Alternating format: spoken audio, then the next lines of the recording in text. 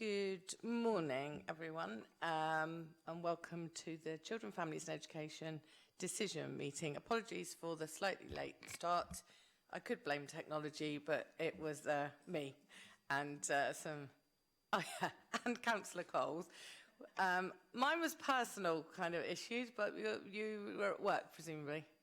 No, it was entirely the fault of voice scooters. Voice scooters, okay. Well, we've got a variety of excuses, but anyway, we'll get started. This meeting is webcast to allow the public to attend remotely if they so wish. Bit of housekeeping. If the continuous fire alarm sounds, please evacuate the room by the stairwells. Don't use the lifts and assemble outside in front of Queen Victoria's statue. If you signed in, signed out on the way out. Bit about live web streaming. It is live streamed, as I said. Everyone speaking will be on camera. Members of the press and public are permitted to record, but they're not in the room here. Please, can everyone use the microphones? Remember to switch them off when you have finished. Okay, introductions.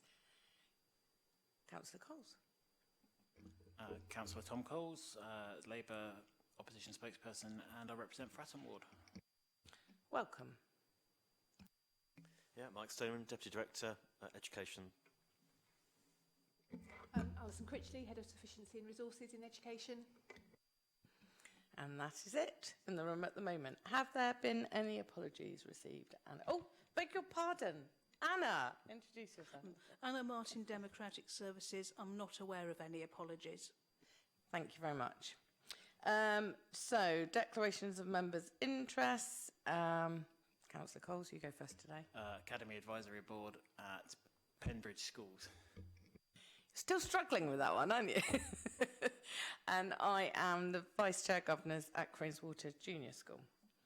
There are no deputations, so we will go to the main agenda. And this is a single item on today's agenda, which is the statutory process to close the Inclusion Centre at Portsmouth Primary School, which we have raised in this meeting several times, but I'm going to hand over to Alison to say where we are now. Thank you. Yes, well, this is the final stage of the process to close the Inclusion Centre at Portsdown, and that is the statutory process where notices are posted for a period which ran between the 16th of January and the 13th of February 2023. We had no comments or feedback during that period and are therefore recommending that we move to closing the inclusion unit at the end of the school year, so formally on the 31st of August 2023. As you know, this has been a long process that we've worked through, working really closely, particularly with the children and families in the Inclusion Centre. There are plans for all of those children and where they should go, or where they will go in September, and work is taking place with those children and families to prepare them for that move. So we recommend that you agree to the closure and that the final bit of that is sorted at the end of August as proposed. I think I made all the points I wanted to make last time this was brought up, but I'm okay with it, although I'm super on send stuff because it's getting replaced by a bigger and better place. So I'm happy with the proposals to go ahead. Thank you. I don't think I've got much more to add on that. I think the process has been very clear and transparent all the way along, and as you say, Councillor Coles, that hopefully it will be a bigger and better provision, and look forward to seeing that when it's ready to open. Any other comments? No? In which case, I'll read the recommendations out just for the record. To consider the response to the statutory consultation carried out on the proposal to close the Inclusion Centre at Portsdown Primary School, and to authorise the Director for Children, Families and Education to implement the proposal so that the Inclusion Centre, Portsdown Primary School, closes at midnight on the 31st of August 2023. So happy to recommend that.